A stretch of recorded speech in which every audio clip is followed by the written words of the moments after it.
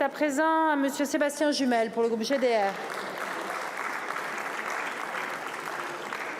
Je le dis avec gravité. Ils veulent nourrir, pas mourir. Avec gravité, au moment où un dramatique accident de la route a endeuillé une famille d'agriculteurs en Ariège. Le groupe GDR s'associe à l'hommage à cette famille qui manifestait simplement pour sa dignité. Ils veulent nourrir, pas mourir, asphyxiés par des choix politiques libéraux, technocratiques, qui à Bruxelles comme à Paris tournent le dos à la terre et à la mer nourricière. Au sortir du confinement, le président promettait de revenir aux fondamentaux, à la souveraineté alimentaire du pays. Mais le fossé n'a jamais été aussi grand entre les promesses de l'exécutif et la réalité quotidienne des artisans de notre souveraineté alimentaire, pêcheurs et agriculteurs lestés de boulets. Notre agriculture comme notre pêche vivent des crises majeures. Tout le démontre. Barrages sur les routes, fermeture d'ateliers laitiers chez moi en Normandie, indignité des négociations commerciales qui réservent aux producteurs le sort des citrons pressés, accords de libre-échange qui fondent sur notre agriculture comme le loup sur l'agneau, loi d'orientation agricole vide et sans arrêt repoussée.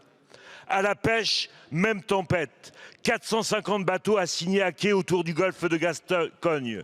Brexit, plan de sortie de flotte, envolée des prix du gasoil avec des aides taries pour les armements à plusieurs navires. Avalanche de contraintes réglementaires et pour couronner le tout, baisse des quotas.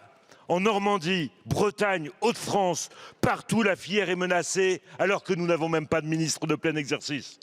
Et pendant ce temps, vous supprimez la détaxe sur le gasoil agricole, vous laissez filer les quotas de notre pêche artisanale, vous ajoutez 10% d'électricité pour tout le monde. Monsieur Marc Fesneau, pas de pipeau, pas de blabla, pas de posture. Les réponses, vous les devez à ceux qui nourrissent la France et vous devez les actes. Merci, mon cher collègue. La parole est à Monsieur Marc Fesneau, ministre de l'Agriculture. Merci beaucoup, Madame la Présidente, Mesdames et Messieurs les députés. Monsieur le député Jumel, vous êtes à la fois une terre agricole et une terre de pêcheurs. Et je pas de blabla et je vais vous dire exactement ce qu'on essaie de faire depuis des années avec un certain nombre de résultats qui sont tangibles. J'ai parlé tout à l'heure des lois Egalim. Elles ont permis de reposer la question de la juste rémunération. Et je suis sûr que nous pourrons partager ensemble la nécessité que nous battions en brèche tous ceux qui viennent nous expliquer à longueur de plateau télévision que le juste prix, c'est le prix le plus bas. L'agriculture, elle a un coût et comme elle a un coût, elle doit trouver son prix et c'est notre responsabilité de faire appliquer les lois qui ont été votées dans les assemblées et c'est notre responsabilité aussi collectivement de faire en sorte que dans le débat, on vienne à chaque fois dire, dans le débat inflation, oui mais quelle est la rémunération des agriculteurs ou des pêcheurs? Premier élément. Deuxième élément, les agriculteurs, ils ont besoin qu'on les accompagne dans les transitions. Le budget de l'agriculture cette année, c'est 1,2 milliard d'euros de plus. Et pour répondre d'ailleurs à la question de Monsieur Dive, je crois, c'est 250 millions pour retrouver des alternatives aux produits phytosanitaires. Ça, c'est du concret, pardon de vous le dire, et ça va permettre aux agriculteurs de pouvoir anticiper des éléments de transition. Et puis, troisième élément, c'est sur les négociations. Mais nous allons discuter avec les filières laitières, comme je l'ai fait depuis que je suis arrivé à mon ministère, et mon prédécesseur aussi, pour faire en sorte que chacun prenne ses responsabilités dans le temps qui reste de négociation. Et vous pouvez compter sur nous. C'est ce qu'on a fait d'ailleurs l'an dernier, permettez-moi de vous le dire. Et puis, je voudrais dire un mot des accords internationaux. Vous êtes une terre... que vous le vouliez ou non, laitière. Et donc une terre qui exporte des produits laitiers. Et donc on a besoin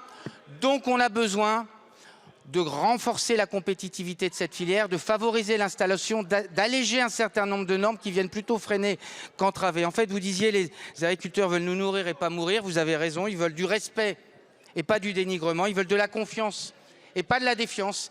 Ils veulent des prix rémunérateurs et pas la course à l'échalote entre la grande distribution pour le prix le plus bas. Et tout ça, nous pouvons le partager et c'est les textes et les éléments que le Premier ministre présentera dans les jours qui viennent pour avancer concrètement sur ces sujets.